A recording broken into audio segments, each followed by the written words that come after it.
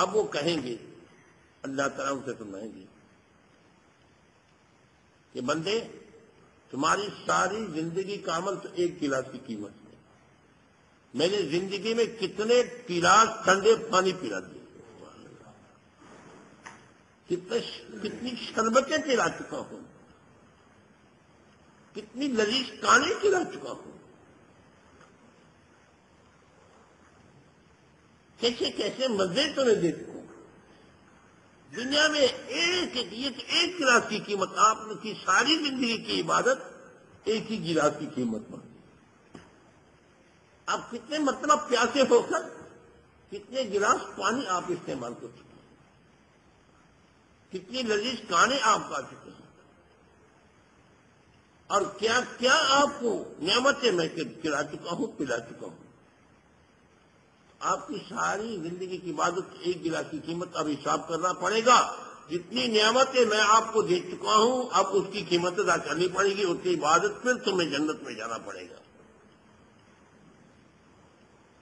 تو یہ انسان ادھر ادھر دیکھ کر عمل کا وقت بھی نہیں ہوگا، قیامت میں پھر عمل تو کہیں یا اللہ تیرا فضل چاہتا ہوں، تیرا فضل چاہتا، اللہ فرمائیں کہ چلو میرے فضل سے جنت میں چلو۔ سبحان اللہ، اللہ پھر بھی کرم فرمائے، چلو میرے فضل کے کرم جنت میں۔ مقصد یہ ہے کہ اللہ کی کتنی پسند ہے رب کا رکھو کہ میں تمہارے پالنے والا ہوں، تمہیں پالنے والا ہوں، خیال رکھنا، تمہیں کھلاتا ہوں، پلاتا ہوں، مکان دیتا ہوں، ٹھنڈی اور سردی گرمی سے تحفظ کے لیے لباس دیتا ہوں، کیسے کیسے مزے میں تمہیں دیتا ہوں، اور زینت کے لیے کیا کیا چیزیں نعمتیں میں دیتا ہوں۔ اس لیے فصلی لربک، جو تمہارے پالنے والا ہے، اسی کے لیے عبادت کرو، اسی کے لیے، وہ تمہارے محسن ہے۔ اگر محسن کا خیال جانور رکھتے ہیں تو تم تو انسان ہو، اگر کتا بھی محسن کا خیال رکھتا ہے، میں نے بتایا اپنے پالنے والے کا ساری رات پہرہ داری کرتا ہے، تو تم تو انسان ہو، عقل والے ہو، تمہارے ساتھ میرے کتنے عظیم احسانات ہیں، تو تم بھی عبادت کرو میرے لیے، فصلی لربک کا، نماز پڑھیے اپنے رب کے لیے، اپنے رب کی۔ اور آگے فرمایا وانحر، قربانی کا، قربانی، یہ قربانی اصل میں حضرت ابراہیم علی نبینا علیہ التحیات و تسلیمات نے اپنے بیٹے کو پیش کیا تھا۔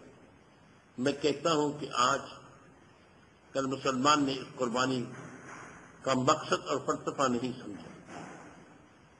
اس قربانی کا مقصد اور فلسفہ یہ ہے کہ انسان وہ یاد مناتے ہیں اس باپ کی جس باپ نے اپنے بیٹے کا نذرانہ پیش کیا، اور یاد مناتے ہیں اس بیٹے کی جس بیٹے نے سر تسلیم خم کر کے اپنے باپ کو کہا کہ ہاں بیٹا حاضر ہے، یا ابت افعل ما تؤمر،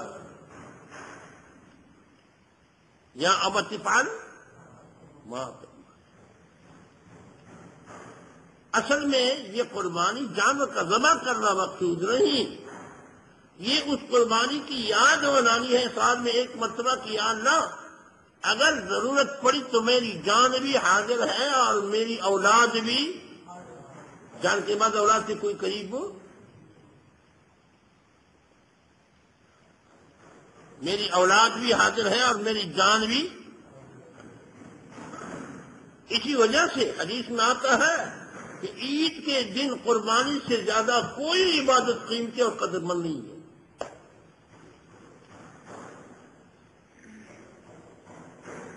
لاکھوں روپیہ عید کے دن آپ خیرات کر لیں ویسے وہ قربانی کی قیمت نہیں ہے، قربانی کا اجر اور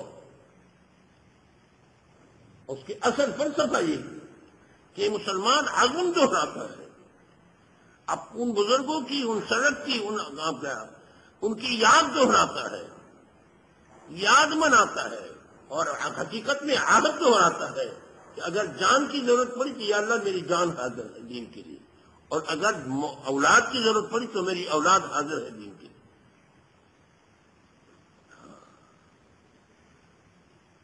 یہ اصل میں وہ قربانی اس لیے اتنی قیمتی ہے کہ ہر بال پر تمہیں نیکی ملتی ہے۔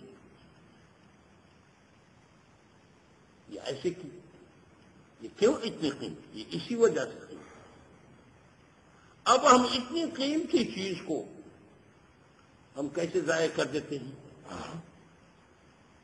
دو چیزیں ہوتی ہیں، میں نے شاید پہلے بھی بیان کی ہو، اب بھی بیان کرتا ہوں۔ دو چیزیں، دو بیماریاں ہیں۔ ایک بیماری جس کی وجہ سے ہماری قربانی عموماً ضائع ہوتی ہے کہ نمائش۔ قیمتی بکرا لیتے ہیں قیمتی، لیکن گیا نمائش، اس کا دل میں گڑبڑ ہوتا ہے۔ اب وقت ہے، ذبح پہلے سے نیت صحیح کر سکتے، ذبح سے پہلے نیت صحیح کر سکتے ہیں، ابھی وقت ہے، دوستوں کو سمجھا دو، ذبح سے پہلے بھی دوستوں کو سمجھا دو۔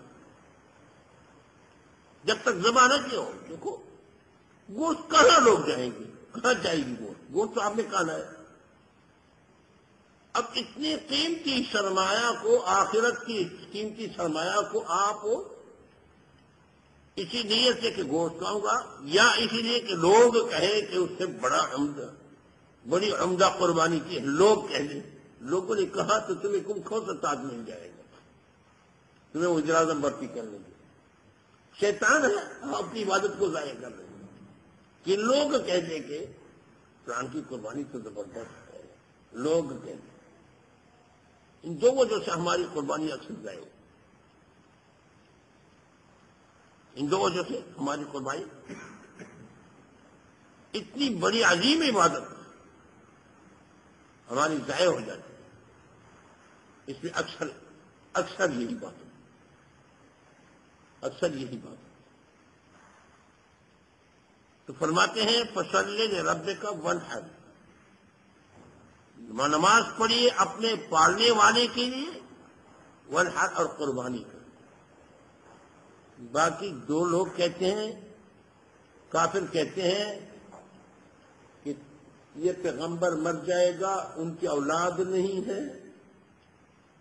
اب تر دمبریدہ کو کہتے ہیں کہ جس کا دم کٹا ہو، جس کی اولاد نہ ہو، اس کے پیچھے کوئی وارث نہیں ہے، اس کو کہتے ہیں۔ تو یہ کہتے ہیں کہ یہ حضور صلی اللہ علیہ وسلم ابتر ہے، والعیاذ باللہ، بکواس کرتے ہیں مشرکین مکہ۔ تو اللہ فرماتا ان نشانک یقیناً تمہارا دشمن والابتر، اس کا نام و نشان نہیں رہے گا، وہی ختم ہو جائے۔ اللہ اکبر۔ قرآن کا معجزہ دیکھو، 1450 سال یہ تقریباً آس پاس، یا 1425 سال پہلے قرآن یہ اعلان کر چکے ہیں، حضور کا نام اب بھی زندہ ہے، الحمدللہ زندہ اور تابندہ ہے، دنیا کے ہر کونے میں محمد رسول اللہ کا نام رکھا۔ امریکہ میں جاؤ تو وہاں بھی تمہیں اذان کی گونج کانوں میں آ جائے گی، امام مل جائیں گے، مؤذن مل جائیں گے۔ افریقہ میں جاؤ، برطانیہ میں جاؤ، وہاں تو کتنی مسجدیں بن چکی ہیں۔ کفر کی دنیا میں چل جاؤ، مسلمانوں کی حکومتیں تو مسلمانوں کی، دنیا کے ہر کونے میں محمد رسول اللہ، اشہد ان لا الہ الا اللہ کا جہاں آواز ہو، وہاں اشہد ان محمد رسول اللہ، جناب محمد رسول اللہ صلی اللہ علیہ وسلم کی آواز صاف لگتی۔ حضور کا دین بھی باقی ہے، حضور کی یاد بھی باقی ہے، اور ان کی نرینہ اولاد کے مشرکین مکہ کے ان کا نام و نشان بھی نہیں ہے۔ کوئی یہ ہے کہ یہ ابو جہل کا اولاد ہے، آپ نے کبھی سنا ہے؟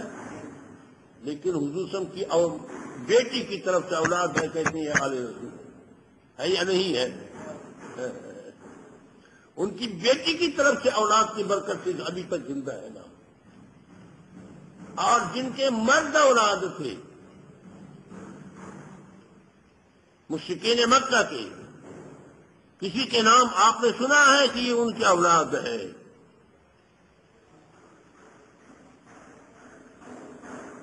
سنا ہے؟ آپ نے ابھی تک سنا ہے؟